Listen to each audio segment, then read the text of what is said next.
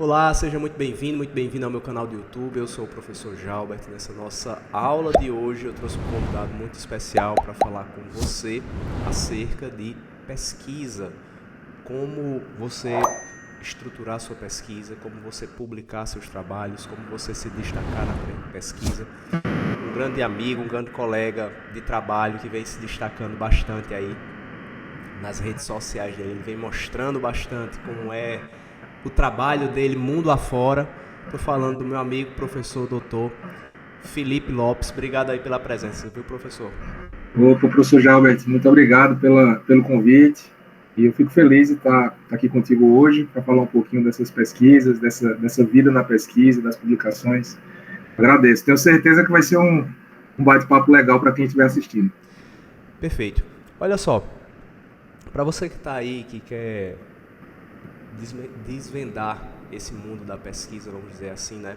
Que ainda não sabe como engatinhar nesse teu passo a passo nessa área.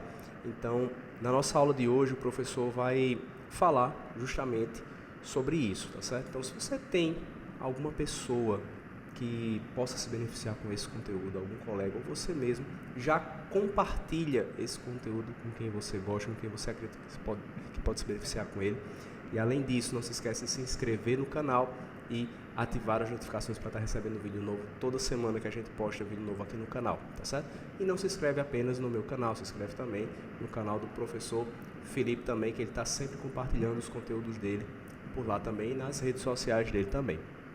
Para a gente começar, professor, eu queria que você se apresentasse inicialmente, fizesse uma biografia resumida aí, assim, vamos ver se você consegue resumir aí as 50 páginas, né? Mas É isso. queria que você fizesse inicialmente uma biografia sua para o pessoal saber a sua linha de trabalho, o que é que você faz, É, como é que funciona. maravilha.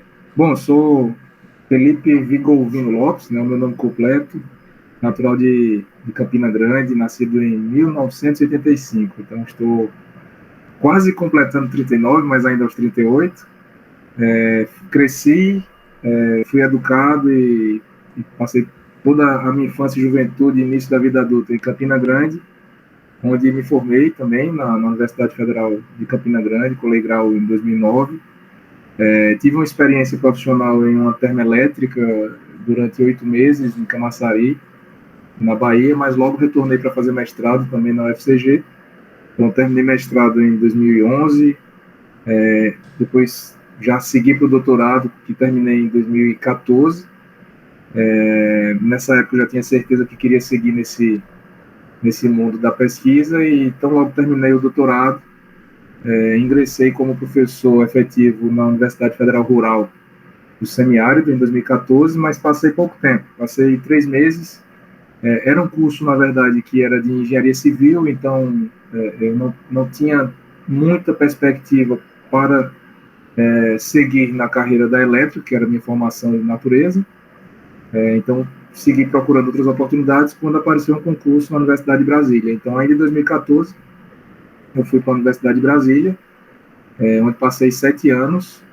Nesse período, não perdi o vínculo com a UFCG. Em 2017, fiz um pós-doutorado júnior do CNPq, com os meus ex-orientadores de doutorado. Então, esse pós-doutorado foi no âmbito da UFCG, mesmo sendo professor na UNB.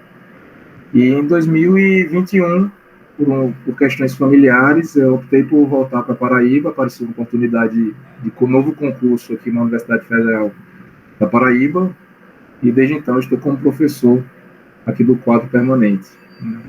Nesse mundo de pesquisa, toda a minha formação de mestrado, doutorado, pós-doutorado, envolveu diagnóstico de perturbações em sistemas elétricos de potência. Então, minha formação tem a ênfase de eletrotécnica. Foi uma área que caiu sem muita explicação no meu colo ali, mas acabou que eu fui aprendendo a gostar, e hoje sou fascinado assim, em decifrar, né, formas de onda elétricas ali, correntes, tensões, e trazer uma informação que agrega para o diagnóstico da perturbação. Então, venho trabalhando bastante com localização de faltas e proteção de sistemas elétricos. Isso acabou me rendendo publicações que depois me renderam algumas posições que eu considero de respeito, que sou muito grato a Deus por isso também, porque é Ele que nos coloca nessas posições, né?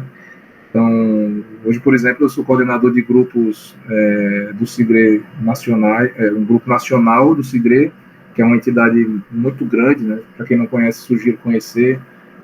Eu diria que I3E e SIGRE são as duas comunidades assim mais amplas na engenharia. Então, no SIGRE eu coordeno um grupo nacional sobre um tipo de tecnologias que eu venho estudando, que é uma tecnologia baseada em transitórios de alta frequência, ondas viajantes, que o pessoal chama. No I3E sou senior member, já recentemente, na verdade já vai fazer um ano, né? Eu estava voando, mas fui chamado para ser editor associado de uma das revistas mais respeitadas no meio, que é a I3E Transactions on Power Delivery. E, enfim, e seguimos trabalhando. Acabei também virando secretário de um grupo internacional do SIGRE, também nessa área de ondas viajantes, e a gente vem trabalhando junto com pessoas que eu sempre li os trabalhos, né, acompanhava os trabalhos, agora a gente trabalha em conjunto, então tem sido bem gratificante. Por isso que eu sempre agradeço a Deus, assim, olha, me mantenha motivado, pelo amor de Deus, Pai, porque tem muita coisa para fazer ainda. E por isso mesmo eu coloco Jalbert na conta também aqui, né? Eu não tinha tido até então, por mais que tenha criado esse meu canal no YouTube, durante a pandemia, não tinha tido a oportunidade de falar sobre essa coisa de pesquisa, né? Eu tinha falado com outros colegas sobre outros assuntos, mas não sobre esse. Então, acho que fiquei muito feliz, Jalbert. Então, obrigado pelo convite. Mas é essa, a minha biografia é essa aí. Cara, quando eu vi você, quando a gente vê você compartilhando ali, né? Para quem não sabe, o professor Felipe, ele sempre compartilha alguns artigos que ele publica, né? Tem compartilhado também, até ele apresentando os trabalhos dele, não só em português, mas em inglês também. Então, assim, o conteúdo dele é a nível, vamos dizer assim, mundial, né? Então, para todo mundo que deseja ingressar, né, nesse campo aí. E aí, quando eu vi você compartilhando, eu pensei assim, cara, existe uma maneira que ele faz por trás, assim, que funcionou, percebe, né? Você contou um pouco da sua história que eu não sabia, algumas partes, e foram 3 concursos, 4 concursos? Foram 3 concursos. Na verdade, foram 4. O primeiro deles também tinha sido para a UFESA, Federal Rural do Semiárido, mas na época eu ainda estava no doutorado. Eu passei da primeira fase, mas na época eu não tinha lido o edital. Aí voltei para Campina Grande e no outro dia saiu, você está aprovado. Aí eu disse, agora eu não vou voltar mais. Era muito chão para correr 2 dias seguidos, aí acabei largando. Mas foram 3 concursos, nenhum deles foi distribuição. Você estudou todos do zero, assim, né? Foi um desafio para você? Já, isso é uma coisa interessante, né? E inclusive entra nessa área de publicações, porque desde muito cedo eu tive algumas pessoas em quem eu me espelhei na universidade, e eu pensava no concurso. Quando eu decidi, quando eu me vi gostando da pesquisa, a gente sabe que no Brasil a realidade de pesquisa está muito atrelada à universidade ainda, não é como em outros países que existem centros de pesquisa em toda esquina e você consegue ter esses espaços. Até está mudando um pouco isso, né? Mas desde sempre a gente conhece o quê? CEPEL, por exemplo, e as empresas estão criando agora seus núcleos, mas é uma coisa que a gente sente que ainda está amadurecendo, né? E aí, quando eu me vi tendo que fazer concurso, eu fui ver o que é que precisava em termos de pontuação. Isso. E aí eu pensei, olha, o que é que pode me diferenciar dos outros? Né? Isso foi um pensamento quando eu estava no final do mestrado, na realidade. Pensamento estratégico, né?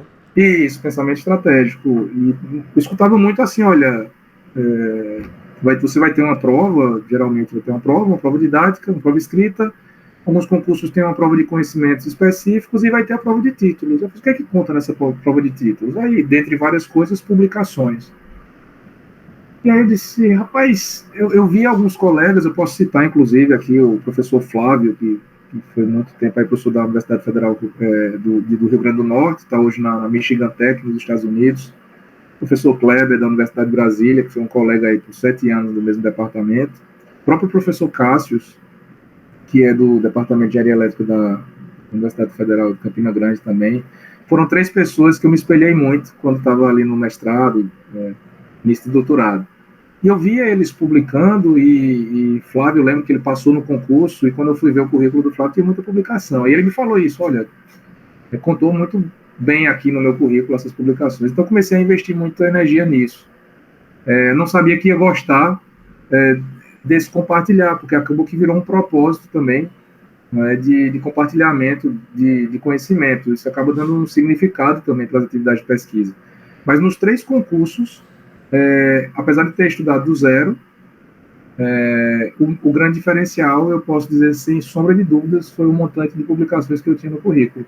Inclusive, não foi talvez o caso nesse primeiro concurso da UFESA, mas na UNB e na UFCG, na UNB e UFPB, foram 2 concursos muito acirrados com os participantes do ponto de vista da específicos. E aí o diferencial acabou acontecendo quando fui para a prova de títulos. Então, eu acabo que eu tenho também uma relação de gratidão com esse histórico de publicações, porque ele acabou me garantindo também em 2 dos principais concursos que eu fiz na vida. Aí, Felipe, você comentou que fez essas publicações ao longo da sua jornada. E assim, eu queria saber se você teria um método, vamos dizer assim, de pesquisa que você utiliza, né? Porque a gente sabe que publicar trabalhos, principalmente em periódicos, não é algo simples, né? Pesquisar não é algo simples, né? Então, assim, você teria um método que pudesse compartilhar, um passo a passo básico que você, ao longo dos anos, assim, você acredita que desenvolveu, que funciona para você e você acredita que pode funcionar para outras pessoas também. O que você teria a dizer sobre essa questão? Professor Jalbert, na pandemia, vou retomar aqui um histórico só para vocês entenderem. Na pandemia, a gente começou a trabalhar em casa e eu tinha um anseio assim de compartilhar essa experiência, né? E aí, com aquele tempo que surgiu pela ausência de deslocamentos, né, eu decidi escrever um e-book sobre isso, né? Não sei se o pessoal da sua audiência conhece, mas quem tiver curiosidade, vocês podem acessar lá o meu Instagram, fl.professor, e aí na bio lá você vai ver um link que vai levar para um cartão digital, você vai encontrar lá o link desse e-book. Esse e-book eu decidi escrever na época, foi quando eu cheguei na marca de 150 artigos publicados, né? Misturando revistas e congressos, né? E naquele momento eu disse, olha, eu vou me despir de qualquer questão de estratégia escondida. Eu quero aqui colocar tudo como eu vejo que tem funcionado comigo em termos de estratégia para publicação. Então, assim, eu sempre gosto de falar desse e-book porque, apesar dele ser digital, né, algumas pessoas têm aversão à leitura digital, mas quem leu e disse que usou, falou que tem dado certo. Funcionou. E, basicamente, o que eu falo lá, tentando resumir em poucas palavras, a estratégia é que você entenda que o artigo é um jogo de convencimento. Sim. Que tem que estar acompanhado com um código de ética, obviamente, né? Não adianta só convencer falando mentiras, né? Então, a gente tem um contexto científico de algum achado ou de algo que você acredita que vai contribuir para uma outra pessoa, se você tivesse a certeza de que aquilo que você está propondo em termos de contribuição pode ajudar alguém, naturalmente você pode considerar aquilo como uma contribuição. E aí a tarefa é como convencer o leitor de que aquilo realmente vai ser interessante para alguém. Então acaba que vira um jogo de convencimento, eu até gosto dessa analogia, porém que tem que estar sempre impregnado com essa ética para você não estar só brincando com o convencimento, mas tratando com a verdade, né? E o que eu falo muito também nesse e-book é que a gente tem um certo medo dos mecanismos de avaliação de publicação, né, os mecanismos, os sistemas de submissão. Eu lembro quando eu submeti o primeiro artigo, eu tinha medo de colocar um campo errado, assim, dizer, se eu colocar errado, vai dar tudo errado e meu trabalho vai voltar e nunca mais vai ser aceito. E não é bem assim. Por trás desse sistema são pessoas. Hoje eu vejo como editor, por exemplo, de uma revista que recebe centenas de artigos diariamente, né? A gente não gerencia todos esses, tem outros editores em outras categorias acima da nossa, mas eles vão distribuindo. Então você faz uma conta básica, né? Digamos que no mês eu gerencio ali, sei lá, 8 artigos, 10 artigos, mas na quantidade de editores no mundo. Então são centenas de artigos diariamente, né? E a gente vê que o revisor, o editor, todas essas figuras são pessoas que têm emoções, que vão estar ali abrindo o trabalho com o filho no colo, às vezes cansados de um dia de trabalho. Então, você vai percebendo variáveis e você vai tentando colocar ali no teu trabalho um pouco desse entendimento. E pensando, eu já vi alguns alunos dizendo, eu não vou escrever isso porque isso é muito óbvio. E eu sempre digo assim, nunca acho que algo é óbvio, porque você pode pegar um editor que pegou o teu trabalho, não tem expertise nessa área necessariamente, não é a área que ele mais conhece, vai chegar cansado do trabalho, vai abrir o trabalho, vai jogar para alguém também que está com outros problemas, vai ler na correria e se não tiver isso muito explícito, vai contar negativamente. Tanto que a gente sabe de histórico de pessoas que, por exemplo, falam, não sei porque meu trabalho foi rejeitado, mandei para outro período que foi aceito, então é porque existe esse lado humano por trás das cortinas. Então, nesse e-book eu falo um pouco disso, né, de você ter uma contribuição bem definida, entender que o mecanismo tem o seu lado humano, então a gente tem que ser estratégico também na forma de escrever, pensando nesse lado humano da submissão, e especialmente treinar fluxo de ideias. Hoje eu sinto que um dos grandes gargalos assim, para aceite de artigos é porque está acontecendo, está havendo uma grande dificuldade em criar um fluxo de ideias bem definidos com início, meio e fim. Então as pessoas sabem o início, sabem o fim, mas o meio fica disperso. E aí, se o leitor se perde no meio, consequentemente, a tua contribuição do fim ele não vai entender. Então eu prego muito isso no livro, mas tem muito mais conteúdo lá, que quem quiser conferir, pode acessar lá. É um precinho de banana lá.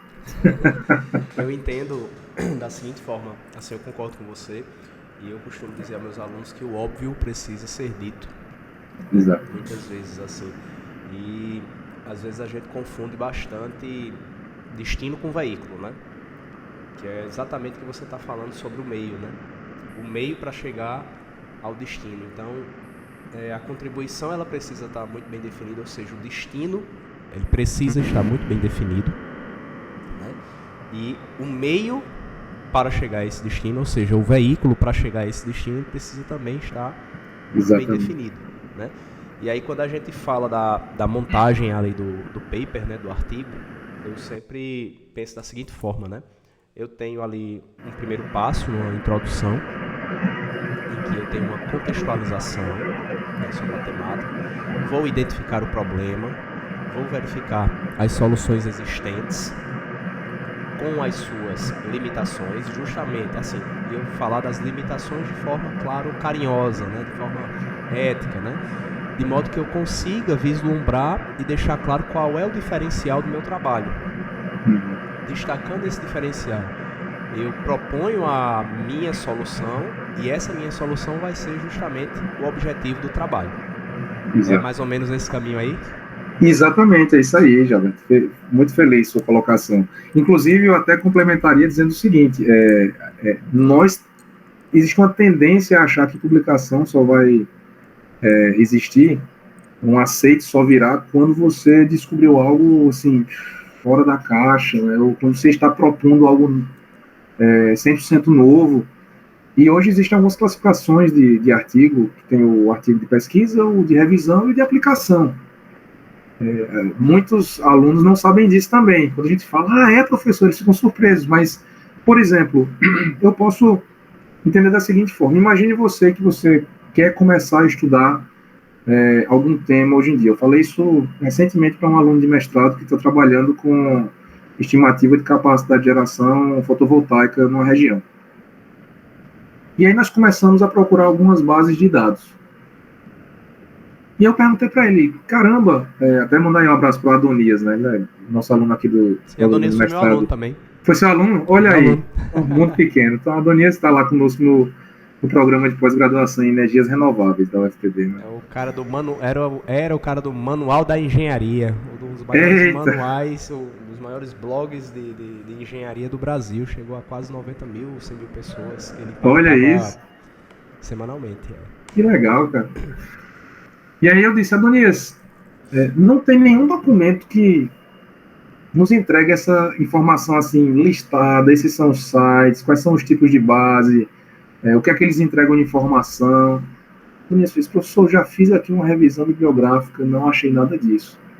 Eu fiz, você concorda que se nós escrevêssemos um trabalho fazendo isso, não tem nada de novo, mas alguém vai pegar o trabalho e vai dizer, caramba, eu quero iniciar a estudar esse tema, esse trabalho aqui foi minha referência.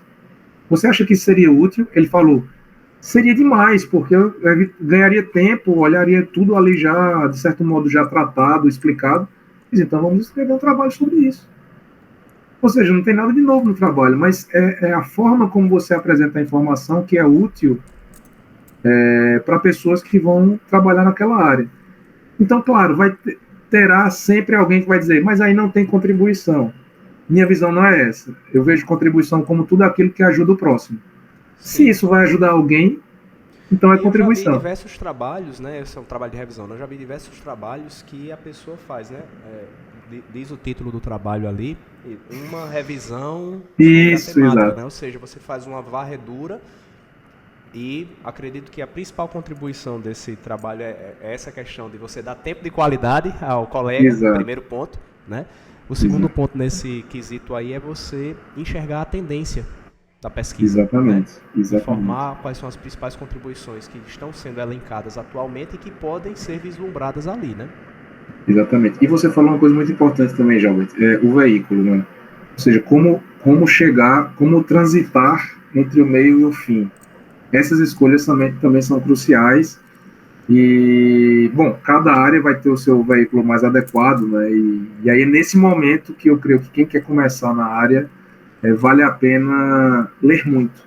Sim, com certeza. E esse trabalho vocês publicaram? Publicamos. Ele acabou sendo publicado em um congresso internacional. Foi apresentado, a Adonias lá treinou o inglês dele, gastou o inglês lá e fez a apresentação. Qual foi o congresso? Foi o WCNPS, o Workshop on Power Systems and Communication Networks. Na verdade é Workshop on Communication Networks and Power Systems, ao contrário. E, bom, e ficou aí como um dos trabalhos, uma das contribuições dele no mestrado. Isso é só para ilustrar, assim, que não crie medo de expor suas ideias, desde que você tenha certeza que aquilo que você está querendo mostrar vai ser útil para alguém. Eu acho que isso é identificar contribuição. Aí depois você pensa no veículo, no início, fim, como vai transitar nesse meio, que você tinha comentado agora há pouco. Perfeito. E acerca, né, da questão da escolha de onde você vai publicar, né? Eu percebo, né, que você tem publicado em diversos veículos, sejam eles congressos nacionais e internacionais, e também periódicos, né? Eu vejo que a questão dos congressos nacionais e internacionais, você permanece no sentido também de estar ali contribuindo com as pessoas, ao mesmo tempo em que está na busca de conexão, eu acredito, né? Fazer conexões novas, identificar as tendências dos trabalhos também, porque muito disso é falado nesses lugares, né? Mas a conexão com as outras pessoas acho que é algo poderoso ali, né? De você conseguir firmar novas parcerias de pesquisa e tudo mais, né? Como é que você escolhe os congressos? Acredito que esse ano você já deve ter ido a uns 4 ou 5. Nem tanto, mas chegaremos perto disso. Aí, como é que você escolhe a questão dos congressos e como você também escolhe os periódicos? Perfeito. Qual é a estratégia que você utiliza por trás? Assim, a dica da pesquisa, isso abre muita mente. Assim, ó, tem a pesquisa de contribuição de revisão, de aplicação. Exato. E de pesquisa, né? Isso aí foi top de linha. Exato. Qual é a estratégia por trás no que diz respeito à escolha de para onde você vai enviar aquele trabalho? Olha, Jalbert, essa é uma pergunta, também está até detalhada lá no e-book, né? Eu espero que o pessoal depois tenha a chance de ver. Eu criei uma metodologia própria que, não, obviamente, pode não ser a melhor, mas é a que tem funcionado comigo. Primeiro, eu falei aqui sobre identificar contribuição, né? Então, a escolha de onde investir em termos de submissão passa por como eu enxergo a contribuição que eu identifiquei.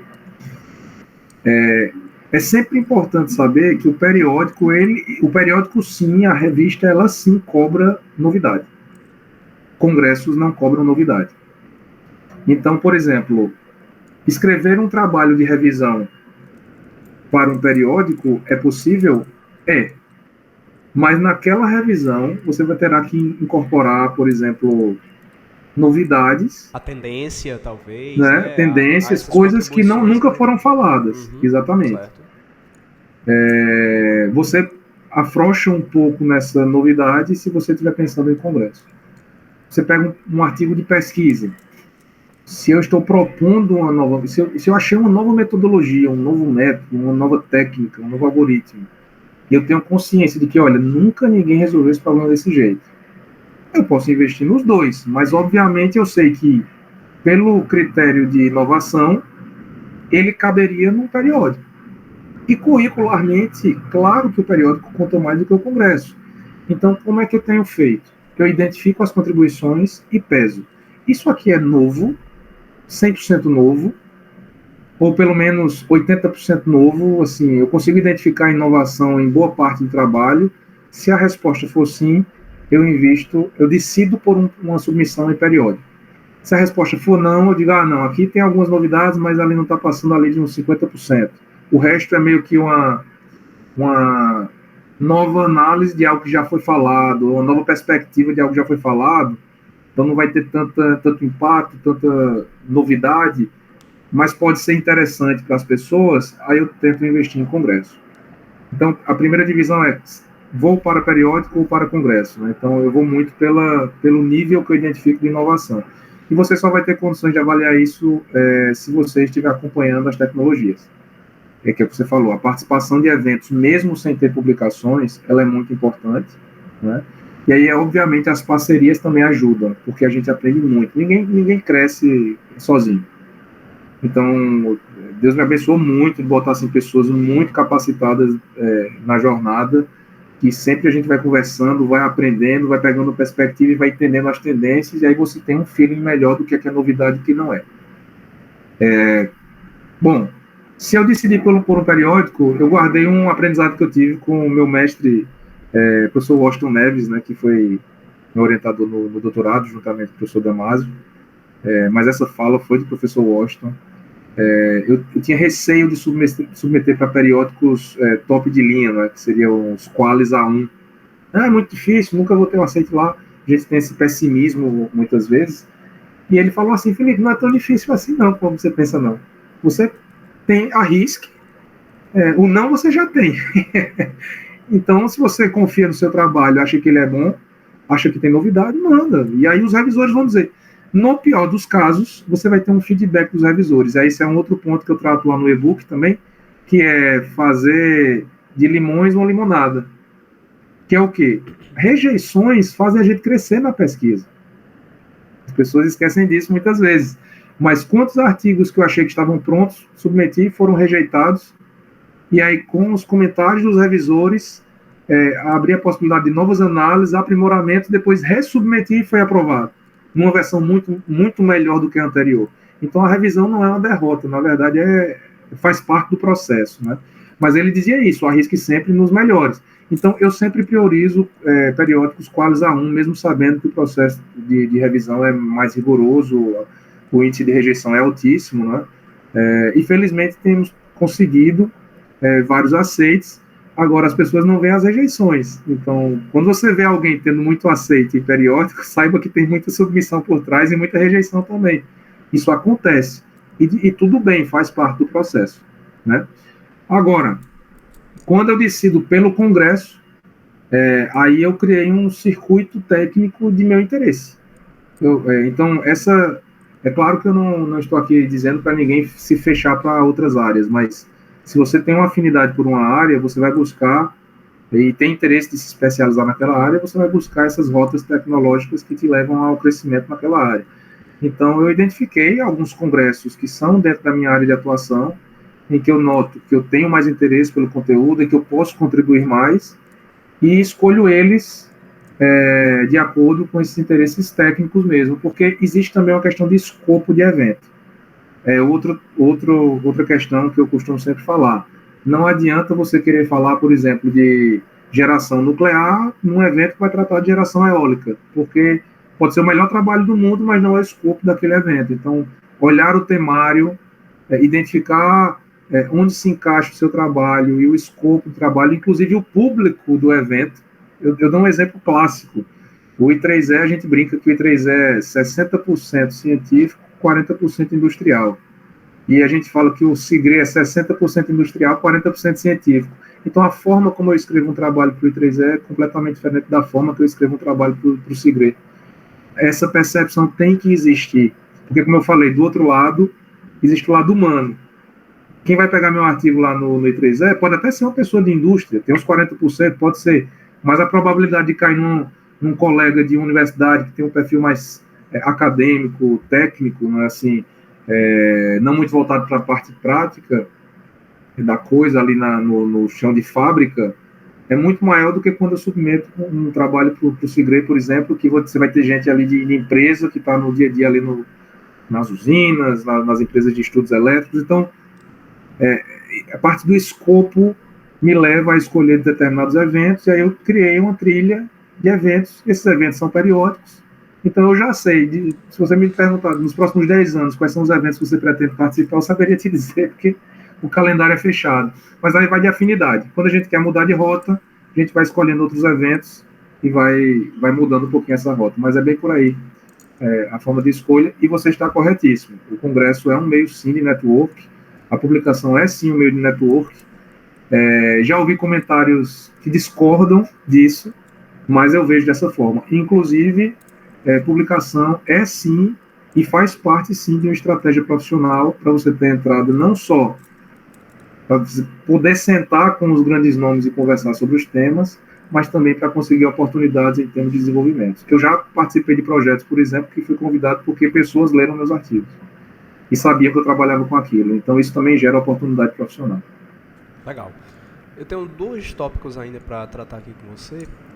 Esse penúltimo é acerca de como você orienta seus alunos no que diz respeito à espera da resposta, principalmente em termos de periódico, né? A gente, assim, pelo menos pela experiência que eu tenho, né? Em periódico a gente tem uma demora um pouco maior, algumas vezes. Às vezes a revista responde um pouco mais rápido, mas às vezes demora 2 meses, 3 meses, às vezes um pouco mais. Como é que você orienta o teu aluno nesse sentido?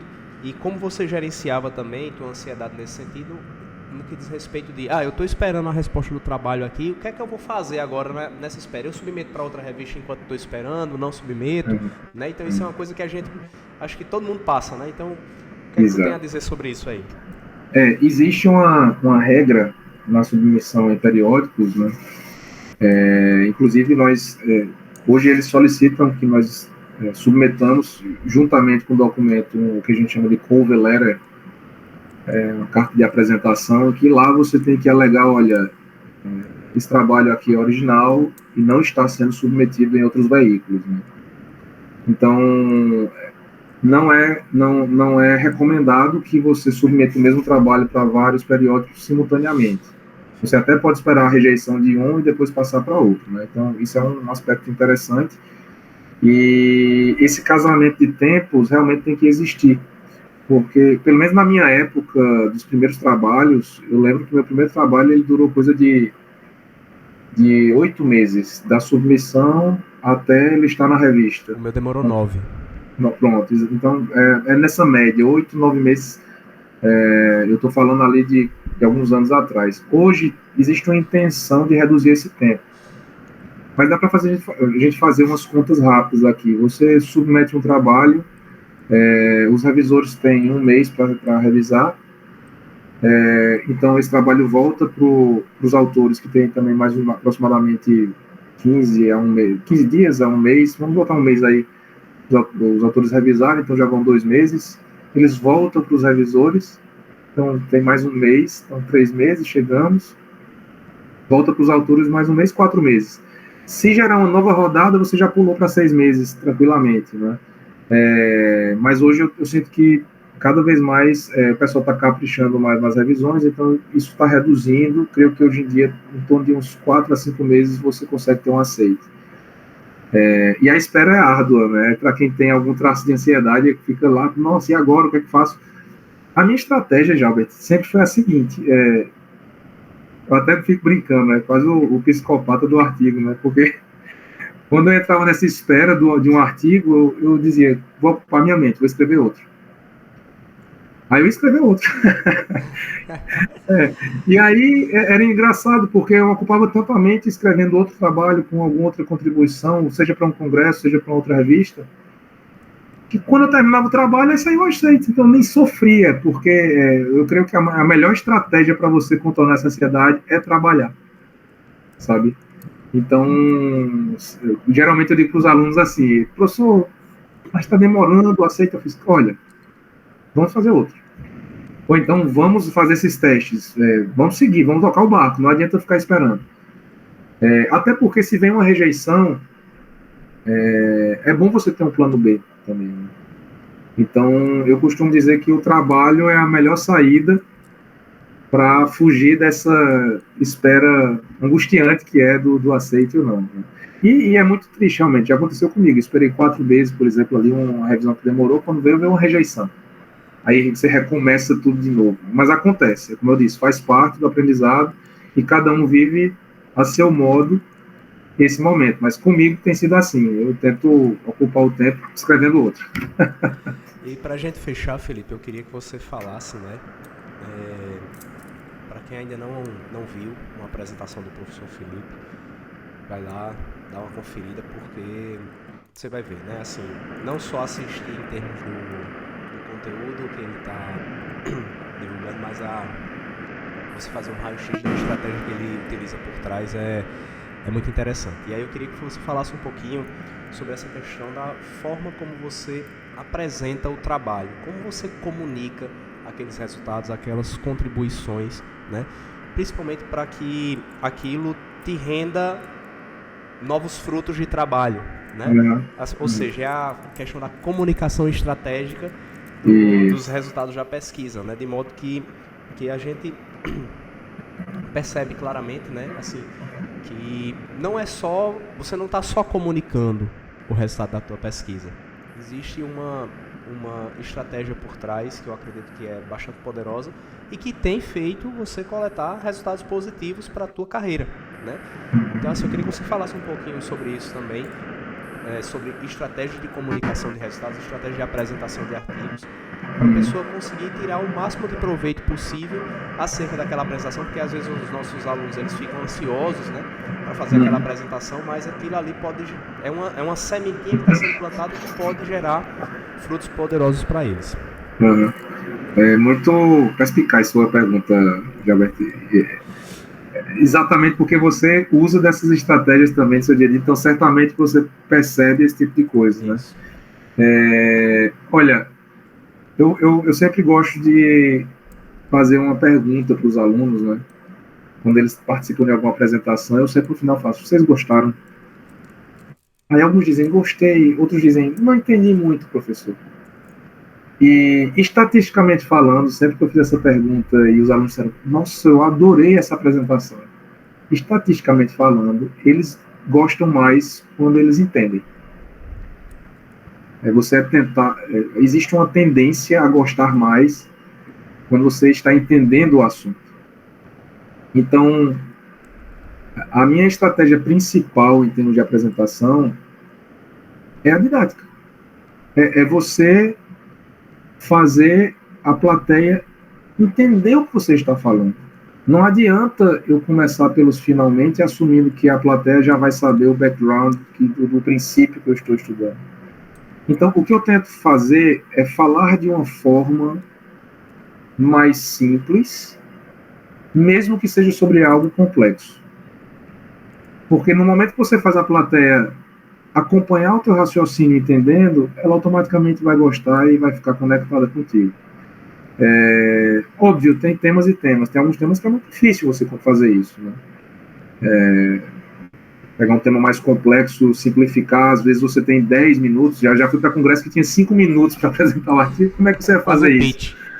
Exatamente. Mas eu acho que a grande estratégia é essa, ter uma didática e colocando o chapeuzinho da audiência. Então, esse é um exercício também que eu comento também no e-book, e comento para os alunos, eu falo, olha, você escreveu algo, tenta se colocar agora na posição de avaliador daquele trabalho, se despindo do teu conhecimento. Se coloca numa posição, faz exercício, se coloca na posição de alguém, de um aluno de graduação, que está terminando ali o curso, ainda veio para o mercado, mas já com alguma bagagem técnica, mas que não tem a percepção desses princípios, vai entender. Aí, muitas vezes, os alunos olham, realmente, eu acho que aqui eu não entenderia se eu estivesse lá no final do curso. Eu fiz, então, você tem que melhorar. E aí você busca uma forma didática, mesmo que a gente não apresente todas as informações que estão no trabalho. Essa eu acho que é a maior estratégia, Jalbert, é de manter a plateia conectada pelo entendimento. Eu gosto muito de uma fala de um diretor de uma empresa que eu admiro muito, não vou citar nomes, mas na área de proteção, e o diretor fala assim, eu posso perder meus clientes por desempenho, mas nunca por falta de entendimento sobre os algoritmos que estão rodando nos meus produtos, né? Então, as pessoas gostam de entender as coisas. Então, se você faz uma apresentação que você faz questão de mostrar só o lado complexo, sem se preocupar com isso, certamente você vai perder a plateia. Eu tento fazer o contrário. Eu tento simplificar para ganhar a plateia. Às vezes a gente consegue, às vezes não consegue, mas é sempre uma tentativa que a gente faz nas apresentações. É o simples que convence, né? Exato, exatamente. Perfeito, meu caro. Queria agradecer aí a você pela disponibilidade de tempo, compartilhamento de conteúdo. Se você tiver uma mensagem final para passar para a nossa audiência, antes da gente finalizar. Sim, claro, tenho sim.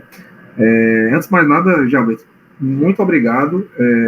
Nos conhecemos de longa data, né? Eu estudei com sua irmã, minha queridíssima Jussiane. Fizemos aquela viagem para o Congresso 2013, eu acho, CBQE, né? Eu ainda em doutorado, Araxá. você acha Araxá, você estava na graduação, eu acho, ainda, né? E ali a gente sonhando ainda com essa vida profissional, então eu também acompanho muito o seu trabalho, admiro muito. Não é fazendo média, gostei muito, fiquei muito honrado pelo convite, a chance de compartilhar aqui. Então, queria te parabenizar e agradecer. E para quem te acompanha, basicamente dizer que acreditem em vocês. Eu sou natural, como eu disse, de Campina Grande, apesar de ser um grande polo tecnológico, é interior da Paraíba. Morei por 7 anos, por exemplo, em Brasília, e sei que a gente tem muitas vezes um espírito assim de uma tendência a se sentir inferior. Nós não deixamos a desejar para ninguém, e não só no Brasil. Eu tenho convivido com pessoas no mundo todo e digo, a turma é fera, assim, o brasileiro é um bicho a ser estudado, assim, porque tem muita vontade de fazer, muita capacidade e muita criatividade. Eu só gosto sempre de aconselhar o seguinte: não olha muito para o lado, não no sentido de comparar você. Olha só para ter uma noção do que está acontecendo ao teu redor, mas traça a tua meta, olha para ela, foca nela, faz o teu passo curtinho ali todo dia. Muitas vezes passos curtos e rápidos valem mais do que passos longos, né? É demais que a perna não alcança. E eu acho que o caminho é esse, caminho de humildade, respeito ao próximo, mais foco. Então, foco nesse mundo aí é tudo. E é aquela coisa, né? Vencedores fazem todos os dias o que fracassados fazem ocasionalmente, né? Até a frase de um mentor espiritual meu que acompanho na minha religião católica. Então, eu trago isso para esse mundo também. Acho que vale a pena seguir nesse caminho de humildade, mas com foco sempre, acreditando em si. Perfeito, meu caro. Então, para você que nos acompanhou até aqui, queria agradecer a você que assistiu ao nosso vídeo até aqui. Espero que esse conteúdo contribua com a tua jornada. Se você gostou desse vídeo, deixa a tua curtida, deixa teu like, deixa teu comentário. Se com alguma dúvida, coloca aqui nos comentários para a gente poder interagir com você. Não se esqueça de se inscrever no canal, não só no meu, mas no do professor Felipe também. Acompanhe ele lá nas redes sociais dele. E desejo bons estudos para você, fique bem e até a nossa próxima aula. Valeu, tchau, tchau.